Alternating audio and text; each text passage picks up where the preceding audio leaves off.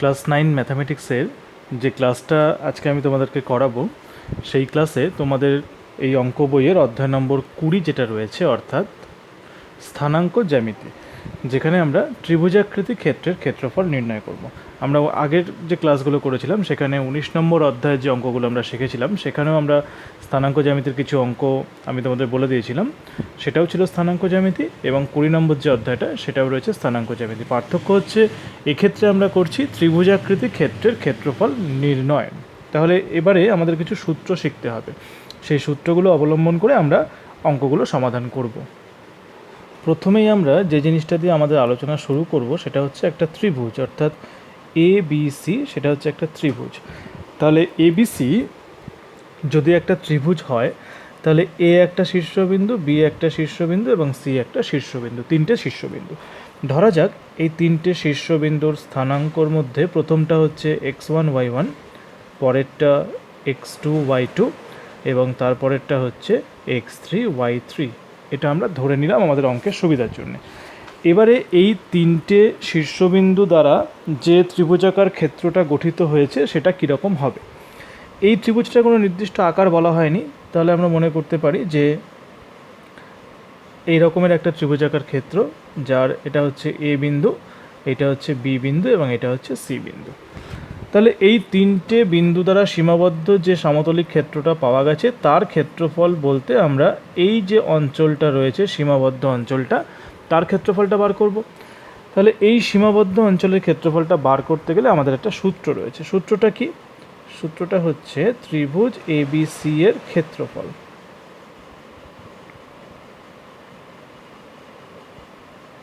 সমান সমান, প্রথমে আমরা লিখব হচ্ছে হাফ লেখার পরে আমরা একটা সেকেন্ড ব্র্যাকেট দেবো, দিয়ে এই তিনটে বিন্দুর মধ্যে প্রথমে এই x1 যেটা আছে সেই x1 বা x স্থানাঙ্ক লিখলাম। কার x স্থানাঙ্ক লিখলাম? A বিন্দুর x স্থানাঙ্ক x1। তার সাথে আমরা গুণ করব। কাকে গুণ করব? আমরা গুণ করব হচ্ছে y2 এবং y3 এর বিয়োগফলকে, অর্থাৎ y2 মাইনাস y3। ঠিক আছে?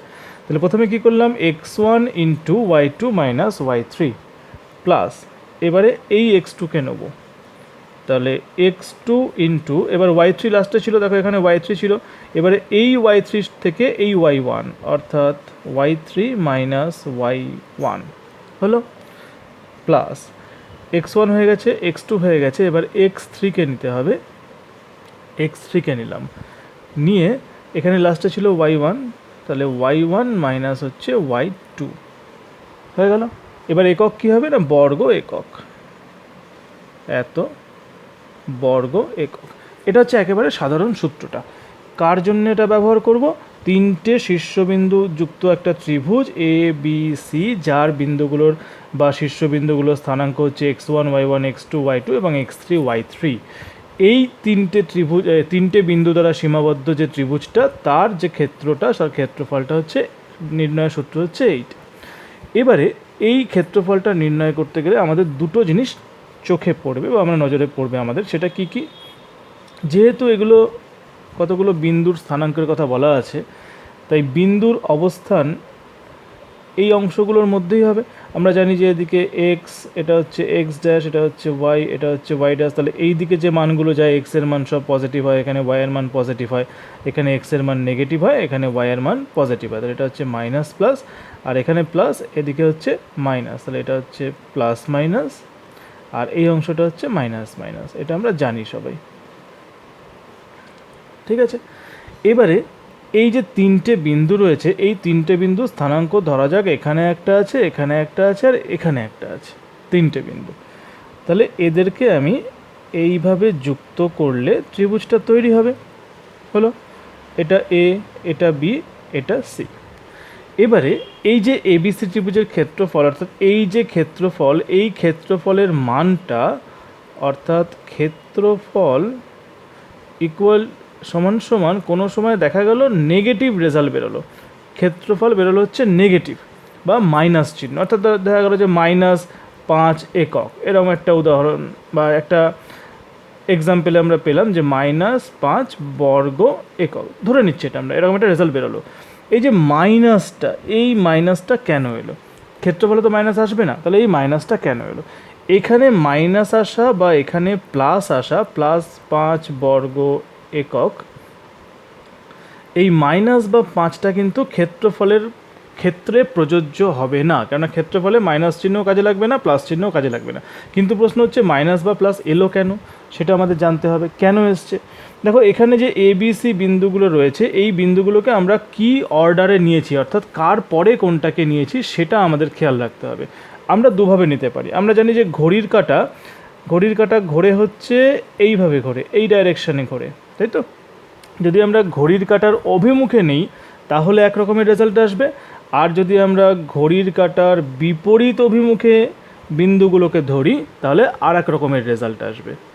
যদি প্রথম ক্ষেত্রটা অর্থাৎ ঘড়ির কাঁটার দিকে, যেটাকে আমরা বলি হচ্ছে ক্লকওয়াইজ, যদি আমরা ক্লকওয়াইজ ধরি তাহলে রেজাল্টে সবসময় মাইনাস আসবে। ক্লকওয়াইজ ধরলে কিন্তু রেজাল্টে মাইনাস আসবে, আর যদি আমরা অ্যান্টি ক্লকওয়াইজ ধরি তাহলে রেজাল্টে প্লাস আসবে।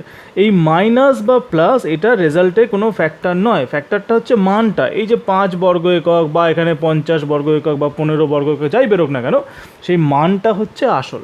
তাই এই নেগেটিভ বা পজিটিভ সিম্বলটাকে উঠিয়ে দেওয়ার জন্য আমরা এখানে একটা বিশেষ চিহ্ন ব্যবহার করি, সেটা এই যে সূত্রটা রয়েছে এই সূত্রটার মধ্যেই আমরা ব্যবহার করব। কোথায় ব্যবহার করব? অর্থাৎ এই যে সূত্রটার এই যে হাফ অংশটা রয়েছে, এই হাফ লেখাটার এখানে আমরা একটা বিশেষ চিহ্ন ব্যবহার করব, যার নাম হচ্ছে মডিউলাস বা মড চিহ্ন। আমরা এই জায়গাটায় একটা এখান থেকে এই অবধি জাস্ট এরকম দুটো দাগ দেবো। এই যে দুটো দাগ দিলাম, অর্থাৎ এরকম দুটো দাগ, এটাকে আমরা বলি হচ্ছে মড, MOD, মড বলা হয় এটাকে, ঠিক আছে? এর সম্পূর্ণ যে অর্থ সেটা হচ্ছে মডিউলাস,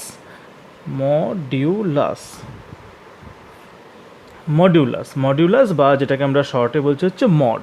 ব্যাপারটা কি, মডিউলাসের মধ্যে যদি -5 থেকে থাকে, মডিউলাসের মধ্যে মাইনাস আছে। এক্সাম্পলটা দেখা যাক, আমরা একটা এক্সাম্পল দেখে নিই। ধরা যাক আমার কাছে এক্স একটা ভ্যারিয়েবল আছে বা চলরাশি আছে, তাহলে মড এক্স মানে কত? মড এক্স ইকুয়াল টু হচ্ছে যে এক্সের এমন একটা মান যার মধ্যে কোনো চিহ্ন থাকছে না। মড এক্স ইকুয়াল টু হচ্ছে x, mod x equal two হচ্ছে এক্স। কখন? যখন এক্স গ্রেটার দেন বা ইকুয়াল টু 0, তখন হচ্ছে mod x equal to x.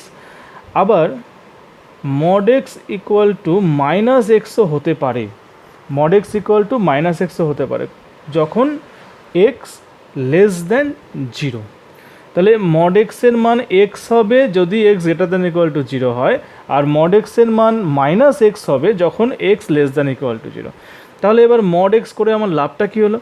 লাভটা হচ্ছে এই রকম, যদি মনে করি যে এক্স ইকুয়াল টু 5 আছে, এক্স ইকুয়াল টু 5 আছে মনে করলাম, তাহলে এক্স ইকুয়াল টু 5 হলে মড অফ 5 ইকুয়াল টু কত? 5।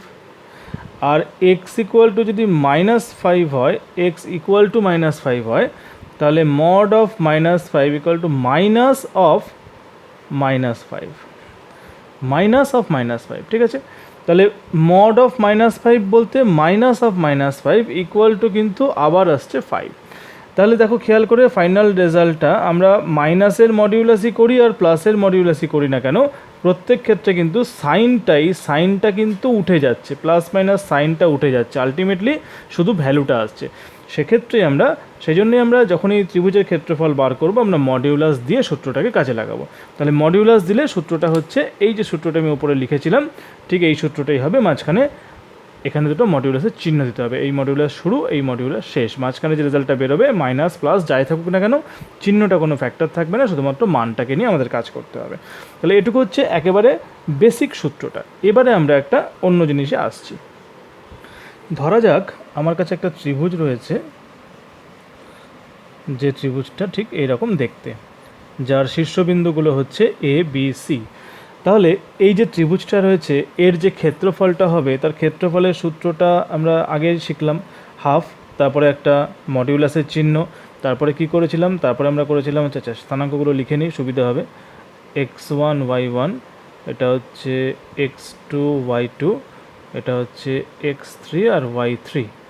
তাহলে প্রথমে হচ্ছে x1, এই হচ্ছে x1, আচ্ছা এখানে একটা সেকেন্ড ব্র্যাকেট দিতে হবে, x1, তার সঙ্গে গুণ হয়েছিল কি কি? গুণ হয়েছিল হচ্ছে y2 - y3 প্লাস ছিল হচ্ছে x2, তারপরে ছিল হচ্ছে y3 মাইনাস y1 প্লাস ছিল হচ্ছে x3, তারপরে ছিল হচ্ছে y1 মাইনাস y2, এই পুরোটা ছিল সেকেন্ড ব্র্যাকেট, তারপরে একটা মড দেওয়া ছিল। তাহলে এই হলো আমার মডিউলাসের চিহ্ন, এই হচ্ছে পুরো সূত্রটা। এবারে এই যে এ বিন্দু, এর পজিশনটা যদি এইখানে হয় তাহলে ত্রিভুজটা কেমন হবে? তাহলে ত্রিভুজটা এরকম দাঁড়াবে। এখানে এ বিন্দু হলে তো সেক্ষেত্রে এই মানটা গুণ করলে আর একটু কমে যাবে। যদি এ বিন্দু এইখানে হয় তাহলে ত্রিভুজটার ক্ষেত্রফল আরও খানিকটা কমে যাবে। যদি এই এ বিন্দুটা এইখানে হয় তাহলে ত্রিভুজটার ক্ষেত্রফল আরও খানিকটা কমে যাবে। যদি এই বিন্দু এখানে হয় তাহলে ত্রিভুজের ক্ষেত্রফল আরও খানিকটা কমে যাবে। এইভাবে যদি এ বিন্দুটা এই জায়গাটার উপরে হয়, অর্থাৎ বিসি সরলরেখার উপরে হয়, তাহলে ক্ষেত্রফল কি হবে? তাহলে ক্ষেত্রফল হয়ে যাবে হচ্ছে 0। তাহলে বি এ সি বা এ বি সি যে কোনো একটা বলতে পারি আমরা। যদি এখানে আমি এটাকে এ নাম দিতাম, যদি এইটাকে এ নাম দিতাম, এইটাকে বি নাম দিতাম, আর এইটাকে সি নাম তো দেওয়াই আছে, তাহলে পরে এটা হতো বি বিন্দু। হলে এ বি সি বা এখানে বি এ সি তিনটে সমরেখ তখনই হচ্ছে যখন তাদের ক্ষেত্রফলটা 0 হচ্ছে। ঠিক আছে, তাহলে এখান থেকে আমরা কি বলতে পারি? এই যে ক্ষেত্রফলটা, এই যে সম্পূর্ণ ক্ষেত্রফলটা, এটা সমান সমান 0 যখন হবে তখন এ বি এবং সি সমরেখ, মানে একই সরলরেখায় আছে। এটা কিন্তু প্রত্যেককে ভালো করে বুঝতে হবে যে এবিসি সমরেখ প্রমাণ করব কি করে? এবিসির ক্ষেত্রফল বার করো, এবিসির ক্ষেত্রফল বার করলে সেই ক্ষেত্রফলের মান যদি সমান সমান 0 দাঁড়ায়, যদি হয় 0, তাহলে এবিসি কিন্তু সমরেখ। তাহলে এটা দুভাবে করা যেতে পারে, যে এবিসি সমরেখ প্রমাণ করো, অথবা এই ক্ষেত্রফলটার মানটা যদি 0 হয় তাহলে এবিসি কী কী অবস্থানে রয়েছে? এবিসি সমরেখ রয়েছে। এবারে আমরা ওই ক্ষেত্রফলের সূত্রটাকে আরেকটু অন্যভাবে শিখি। আমরা তিনটে বিন্দু নিয়েছিলাম, বিন্দুগুলো ছিল হচ্ছে এ বি সি, এ বিন্দু, বি বিন্দু এবং সি বিন্দু। এ বিন্দুর যে স্থানাঙ্কটা সেটাকে আমি এবার লিখছি এইভাবে, নিচে নিচে x1 y1, তোমাদের বইতে দেখবে এভাবে করে দেওয়া আছে x1 y1। বি বিন্দু স্থানাঙ্কটা x2 y2, সি বিন্দু হচ্ছে x3 y3। ঠিক আছে, আবার এই এ বিন্দুটাকে আমি শেষে লিখলাম, স্থানাঙ্ক কী ছিল? x1 y1। ঠিক আছে, তাহলে ত্রিভুজটা কি? তাহলে যেখানে ত্রিভুজটা যেটা হচ্ছে, ত্রিভুজটার নাম হচ্ছে এ বি সি। তাহলে এই ত্রিভুজটার এবারে আমরা ক্ষেত্রফল বার করব, তাই তো? তাহলে ত্রিভুজ এ বি সির ক্ষেত্রফল। সুতরাং ত্রিভুজ এ বি সি এর ক্ষেত্রফল কীভাবে বার করব? আগের বার একটা সূত্র শিখেছিলাম, সেটা হচ্ছে x1 into y2 minus y3, তারপরে x2 into y3 minus y1, তারপরে x3 into y1 minus y2, সেটা আমরা শিখেছিলাম। সেটাকেই ভেঙে আর একটা সূত্র করা যাচ্ছে, সেটা হচ্ছে জাস্ট এই জিনিসগুলোর মধ্যে কোনাকুনি গুণ করতে হবে, প্রত্যেকটার মধ্যে কোনাকুনি গুণ। তার আগে যেমন আগের বারের মতো হাফ ছিল, হাফটাকে দিলাম, মডিউলাস চিহ্নটাকে দিলাম, বা সেকেন্ড ব্র্যাকেটের জায়গায় একটা ফার্স্ট ব্র্যাকেট ইউজ করলাম, করে x1 into y2 plus x2 into y3 plus x3 into y1 হয়ে গেল প্রথমটুকু। এবারে মাইনাস দিয়ে, এটা এক লাইনেই হবে, আমার যেহেতু জায়গা নেই আমি দু লাইনে দেখিয়ে দিচ্ছি। মাইনাস দিয়ে নিচে এলাম, নিচে এসে এবার কি করতে হবে? এবার এইভাবে, অর্থাৎ এই ডাইরেকশানে, তাহলে y1 into x2 plus y2 into x3 plus y3 into x1 হয়ে গেল পুরোটার মডিউলাস এখানে শুরু হয়েছিল, এখানে শেষ হয়ে গেল। তাহলে এই যে সূত্রটা, এর যেটা একক দাঁড়াবে সেটা হচ্ছে বর্গ একক। এই সূত্রটা কিন্তু আগের সূত্রটাকে ভেঙেই পাওয়া যাচ্ছে। আগের সূত্রটা মনে রাখা যেতে পারে, অথবা এই সূত্রটা মনে রাখতে পারি। এবার আমরা এই সূত্রটা কেন করছি? করার একটা কারণ আছে, সেটা হচ্ছে আমরা এখানে কিন্তু একটা ত্রিভুজ নিয়ে কাজ করেছি, অর্থাৎ এ বি সি, জাস্ট এই টাইপের একটা ত্রিভুজ, অথবা তার নামটা এ বি সি এরকমও হতে পারে, এরকম ত্রিভুজ নিয়ে কাজ করেছি। এবার এই সূত্রটা আমরা যেভাবে করেছি ঠিক একই রকমভাবে আমরা চতুর্ভুজেরও ক্ষেত্রফল নির্ণয় করতে পারবো। সেটা এবারে আমি তোমাদের দেখিয়ে দিচ্ছি যে কিভাবে করবে। চতুর্ভুজে মানে আমরা জানি 4টে শীর্ষবিন্দু আছে, তাহলে এ বি সি ডি, এদের স্থানাঙ্কগুলো আগে লিখে নিই। এ মানে হচ্ছে x1 y1, বি মানে হচ্ছে x2 y2, সি মানে হচ্ছে x3 y3, আর ডি মানে হচ্ছে x4 y4। আবার আগেরটার মতো এটাকে লাস্টে আরেকবার লিখলাম, সেটা হচ্ছে x1 y1। ঠিক আছে, তাহলে এবার এ বি সি ডি চতুর্ভুজ, তাহলে এবারে কী করতে হবে, এবার হচ্ছে এ বি সি ডি চতুর্ভুজাকৃতি ক্ষেত্রের ক্ষেত্রফল, অথবা আমরা বলছি যে এ বি সি ডি চতুর্ভুজের ক্ষেত্রফল। এবিসিডি চতুর্ভুজের ক্ষেত্রফল। আমি নিচের লাইনে লিখি, তাহলে করতে সুবিধা হবে। এখানেও সেই একই সূত্র, সমান সমান আগে আমাদের হাফ দিতে হবে, তারপরে একটা মডিউলাসের চিহ্ন দিতে হবে। মডিউলাস কিন্তু ব্যবহার করতেই হবে, নাহলে পরে কিন্তু হবে না। এবারে আমরা কি করছি, এর সঙ্গে এইটা, এর সঙ্গে এইটা, এর সঙ্গে এইটা এবং এর সঙ্গে এইটা। তাহলে সেক্ষেত্রে আমরা করছি হচ্ছে x1 এর সঙ্গে y2 প্লাস x2-র সঙ্গে y3 প্লাস x3-র সঙ্গে y4 প্লাস x4-এর সঙ্গে y1 হয়ে গেল, পরপর গুণ। এবার হচ্ছে মাইনাস, মাইনাস দিয়ে আবার পরেরটা, সেটা হচ্ছে y1-এর সঙ্গে x2, y2-র সঙ্গে x3, এই গুণটা এবার করে ফেলতে হবে। তাহলে y1 x2 plus y2 x3 plus y3 x4 plus y4 x1, ব্যাস হয়ে গেল, এই কমপ্লিট। এবার এখানে হচ্ছে বর্গ একক। তাহলে এই যে সূত্র দুখানা আমরা শিখলাম, এই সূত্র দুখানা কিন্তু প্রথমটায় যেটা করলাম সেটা হলো ত্রিভুজ, আর পরেরটায় যেটা করলাম সেটা হচ্ছে চতুর্ভুজ, অর্থাৎ এ বি সি ডি 4টে বিন্দু রয়েছে। তোমাদের 9-এর যে সিলেবাসটা আছে সেখানে চতুর্ভুজ অবধি আছে, কিন্তু এই সূত্রটা ব্যবহার করে আমরা n সংখ্যক যদি শীর্ষবিন্দু থাকে, সেই n সংখ্যক শীর্ষবিন্দু যুক্ত বহুভুজ তারও আমরা ক্ষেত্রফল নির্ণয় করতে পারবো। সেটাও করা যাবে, তোমাদের বইতে সূত্র দেওয়া আছে, কিন্তু তোমাদের সিলেবাসে যেহেতু চতুর্ভুজ অবধি আছে তাই আমি তোমাদের চতুর্ভুজ অবধি দেখিয়ে দিলাম। এবারে আর একটা সূত্র আমাদের শিখতে হবে, সেটা হচ্ছে ত্রিভুজের ভরকেন্দ্র। ভরকেন্দ্র কাকে বলে সেই জিনিসটা আমরা মোটামুটি সবাই জানি। প্রথমে আমি একটা ত্রিভুজ এঁকে নিচ্ছি, আমরা ভরকেন্দ্রের স্থানাঙ্ক নির্ণয় করব।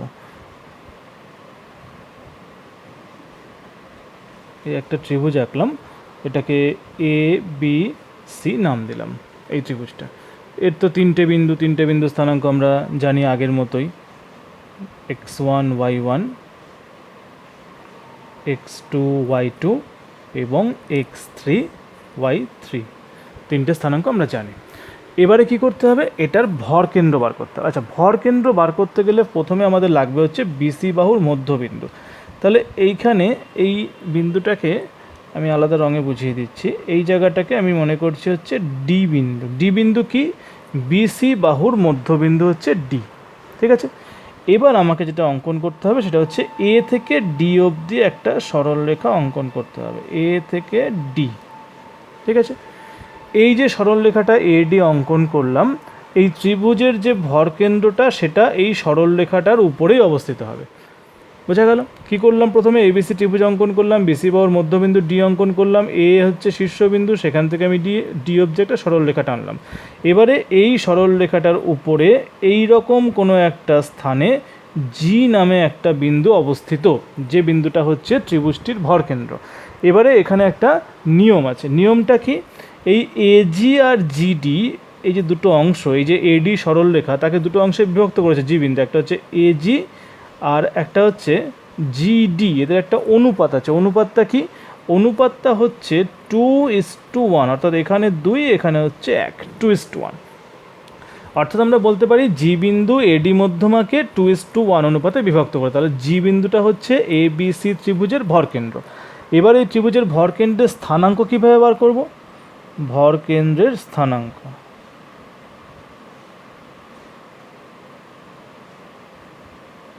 ভরকেন্দ্রের স্থানাঙ্ক। আমাদের দুটো বিন্দুর মধ্যবিন্দু স্থানাঙ্ক বার করতে গেলে আমরা করেছিলাম হচ্ছে x1 plus x2 by two comma y1 plus y2 by two. তাহলে এখানে কি করতে হবে, তিনটে বিন্দু আছে, তাহলে এখানে আমরা করব হচ্ছে x1 plus x2 plus x3 by three comma y1 plus y2 plus y3 by three. বোঝা গেল? যেটা মধ্যবিন্দুর ক্ষেত্রে ছিল হচ্ছে x1 plus x2 by two আর y1 plus y2 by two, এখানে আমরা করছি হচ্ছে x1 plus x2 plus x3 by three comma y1 plus y2 plus y3 by three.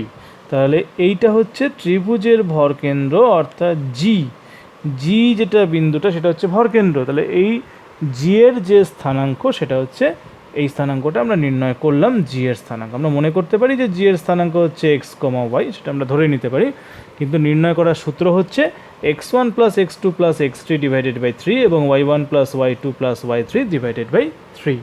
তাহলে এই অধ্যায়ে যে সূত্রগুলো আছে সেগুলো আমরা শিখে নিলাম।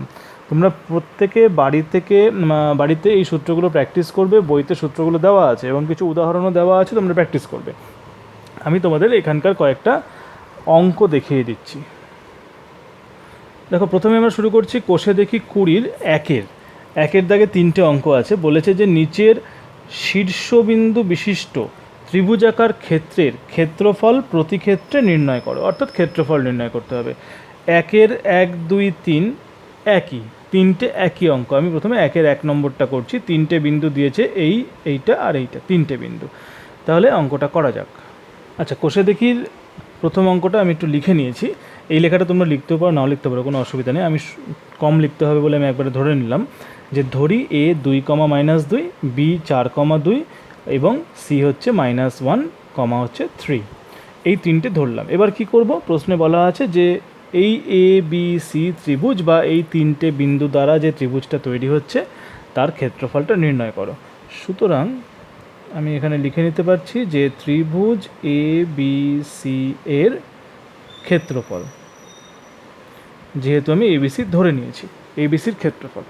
তাহলে সূত্রটা কি করেছিলাম, সূত্রটা আরেকবার যেতে হবে। সূত্রটা ছিল হচ্ছে প্রথমে একটা হাফ দেওয়া ছিল, তারপরে মডিউলাস ছিল, তারপরে ছিল হচ্ছে x1 ইন্টু y2, অর্থাৎ x1 মানে কোনটা, এটা হচ্ছে আমার x1 অর্থাৎ 2 ইন্টু y2 মানে কোনটা, এটা হচ্ছে y2 অর্থাৎ এইটা 2 ইন্টু 2 প্লাস x2 মানে এটা হচ্ছে x2 অর্থাৎ 4 ইন্টু x2-র সঙ্গে ছিল হচ্ছে y3, তাহলে এইটা হচ্ছে y3 অর্থাৎ 4 ইন্টু 3 প্লাস x3 মানে হচ্ছে -1, x3-র সঙ্গে গুণ করা হয়েছিল y1, x3-র সঙ্গে গুণ হয়েছিল y1 অর্থাৎ এইটা, অর্থাৎ এখানে হচ্ছে -2। আচ্ছা, যেহেতু এখানে ভেতরে মাইনাস রয়েছে তাই এই চিহ্নটাকে আমি ফার্স্ট ব্র্যাকেটের বদলে সেকেন্ড ব্র্যাকেট করি, কাজ করতে আমাদের সুবিধা হবে।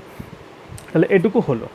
এইবার এইটুকু হয়ে যাওয়ার পরে একটা মাইনাস চিহ্ন দিয়ে আবার পরেরটুকু করতে হবে। পরেরটুকুতে আসি। পরেরটুকুটা হচ্ছে এইখানে, অর্থাৎ এই যে -2টা আছে, -2টা মানে হচ্ছে y1, তাহলে -2 তার সঙ্গে y1-এর সঙ্গে আমাদের ইনটু করতে হয়েছিল কাকে না, x2-কে।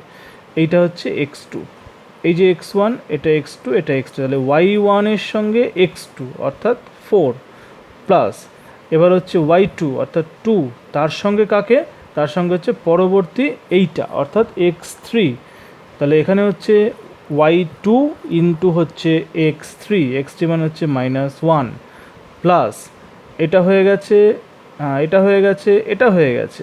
এইবার এইটা অর্থাৎ 3 ইন্টু ঠিক আগেরটায় এসে x1 মানে y3 ইন্টু হচ্ছে x1 এর মান হচ্ছে 2 হয়ে গেল। লাস্টে একটা মডিউলাস চিহ্ন আমরা দিয়ে দিলাম।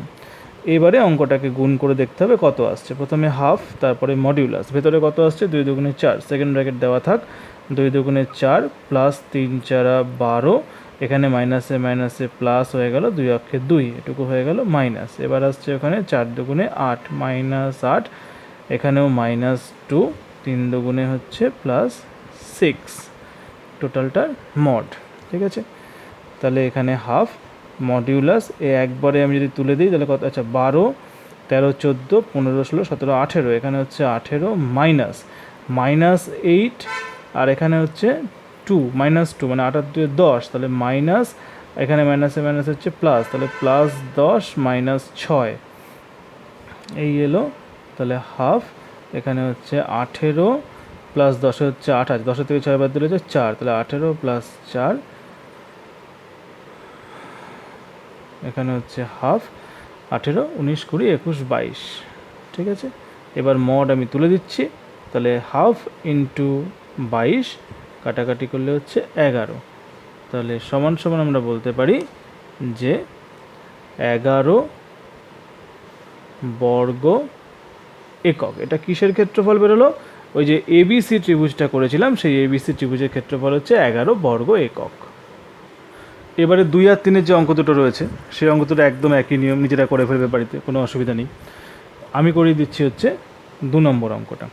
প্রমাণ করি যে 3 - 2 -5 4 এবং -1 1 বিন্দু তিনটি সমরেখ। তাহলে সমরেখ মানে আগেই বলেছি যে এই তিনটে বিন্দু দ্বারা গঠিত যে ত্রিভুজ, তার ক্ষেত্রফলটা 0 হবে, তাহলে পরে এটা সমরেখ প্রমাণিত হবে। 2 নম্বরটা 3টে বিন্দু দিয়ে দিয়েছে, আবার সেই একই রকমভাবে আমি ধরি দিয়েই করছি।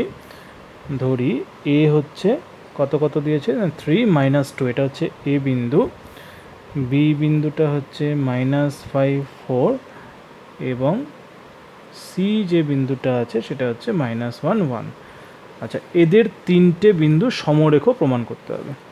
সুতরাং ত্রিভুজ এ বি সি এর ক্ষেত্রফল, এটা আমরা বলতে পারি, অথবা আমরা এটাও বলতে পারি যে এ বি সি দ্বারা সীমাবদ্ধ ক্ষেত্রের ক্ষেত্রফল। এটা ত্রিভুজ নাও হতে পারে, তাই লিখলাম যে এবিসি দ্বারা সীমাবদ্ধ ক্ষেত্রের ক্ষেত্রফল। এক্ষেত্রেও সেই আগের সূত্র, নিচেই করি, সুবিধা হবে, অনেকটা লম্বা সূত্রটা। তাহলে এখানে প্রথমে হাফ দিলাম, তারপরে মডিউলাস চিহ্ন দিলাম। দেওয়ার পরে এই 3টে বিন্দু, তাহলে প্রথমে আমাকে কাকে নিতে হবে? 3কে নিতে হবে। তাহলে 3 ইন্টু, এখানে সেকেন্ড ব্র্যাকেট দিয়ে নেওয়াটাই সুবিধা, 3 ইন্টু অর্থাৎ x1 ইন্টু y2 অর্থাৎ 4, তাহলে 3 ইন্টু 4 প্লাস x2 অর্থাৎ -5 ইন্টু কত, y3 অর্থাৎ 1 প্লাস এইটা অর্থাৎ -1 ইন্টু কত, এইখানে ঘুরে এসে -2। এটা হয়ে গেল প্রথম অংশটা, মাইনাস দিয়ে নিচেই করছি আমি পরের অংশটা, সেটা হচ্ছে y1 ইন্টু x2। সূত্রটা কিন্তু ভালো করে মনে রাখতে হবে, y1 ইন্টু x2, y1 এর সাথে x2। যদি কারো এরকমভাবে করতে অসুবিধা হয়, তাহলে তারা নিচে নিচে করে নিতে পারো। নিচে নিচে বলতে এইভাবে লিখে নিতে পারো যে, প্রথমটা 3 - 2, তারপরটা হচ্ছে -5 4, তারপরটা হচ্ছে -1 1, তারপরটা হচ্ছে 3 - 2। এইভাবে লিখে লিখে যদি করতে সুবিধা হয় সেটাও করতে পারো, কোনো অসুবিধা নেই, যার যেটা সুবিধা। তাহলে আমাদের কোনটুকু হয়ে গেল? আমাদের প্রথম পার্টটা হয়ে গেছে, আবার পরের পার্টটা অর্থাৎ -2 ইন্টু 5 অর্থাৎ -2 ইন্টু 5, যার যেটা সুবিধা হবে। -2 ইন্টু 5টা হচ্ছে -5, -2 into -5 plus 4 into -1, 4 into -1 plus হচ্ছে 1 ইন্টু 3 প্লাস 1 ইন্টু 3, এই হয়ে গেল পুরো কমপ্লিট। এই হলো আমাদের মডিউলাস, ঠিক আছে। যেটা যার সুবিধা মনে হবে সে সেটা ব্যবহার করে করবে, কোনো নির্দিষ্ট নিয়মের ব্যাপার নেই এখানে। এবার হাফ মডিউলাস দিলাম, সেকেন্ড ব্র্যাকেটই রাখলাম, 3 4 12, এখানে প্লাসে মাইনাসে মাইনাস, 5 অক্ষে 5, মাইনাসে মাইনাসে প্লাস, 2 অক্ষে 2, এটুকু হয়ে গেল মাইনাস, সেকেন্ড ব্র্যাকেট মাইনাসে মাইনাসে প্লাস, 5 দুগুণে 10, প্লাসে মাইনাসে -4, আর 3 অক্ষে হচ্ছে 3, ঠিক আছে, মডিউলাস। তাহলে এখানে 12 13 14, 14 থেকে 5 অর্থাৎ 9, তাহলে হাফ, এখানে হচ্ছে 9 মাইনাস, ঠিক আছে, 9 হচ্ছে কিন্তু এখানে 12 আর 2 হচ্ছে 14, তার থেকে 5 মানে 9 আর 5 14। এবার মাইনাস করছি কত, 10, আর এখানে 10 থেকে -4, তার থেকে আবার +3, তাহলে -4 আর যদি +3 করে -1, তাহলে 10 থেকে একবার দিলে হচ্ছে আমাদের 9। অথবা আমরা করতে পারি 10 আর 3 13, -4 অর্থাৎ 9, তাহলে -9 -9। এইবার এখানে কি চলে এলো, হাফ ইন্টু 0 চলে এলো না, -9 তো 0, তাহলে হাফ ইন্টু 0 ইকুয়াল টু হচ্ছে 0 এত বর্গ একক। তাহলে ক্ষেত্রফল কী দাঁড়ালো, 0 বর্গ একক। সুতরাং আমরা কি বলবো, আমরা বলবো যে সুতরাং বিন্দু ত্রয় সমবিন্দু, সরি সমবিন্দু না, এটা বলেছিল কি একই সরলরেখা হবে, বিন্দুত্রয় একই সরলরেখায় অবস্থিত বা সমরেখ, সমবিন্দু চাইনি, সমরেখ চেয়েছে। বিন্দুত্রয় একই সরলরেখায় অবস্থিত বা এরা সমরেখ, এটাই আমাদের প্রমাণ করতে বলা হয়েছে, এটা সমরেখ। তাহলে আমি তোমাদের সূত্রগুলো বলে দিয়েছি, কি কি সূত্র ব্যবহার করতে হবে এবং কিভাবে করতে হবে, সেটাও দুটো অঙ্ক এক্সাম্পল দেখালাম। পরবর্তী যে ক্লাস তোমাদেরকে আমি করাবো এই অধ্যায়ের, সেখানে বাকি অঙ্কগুলো করে দেবো, তোমরা ভালো করে অঙ্কগুলো প্র্যাকটিস করবে।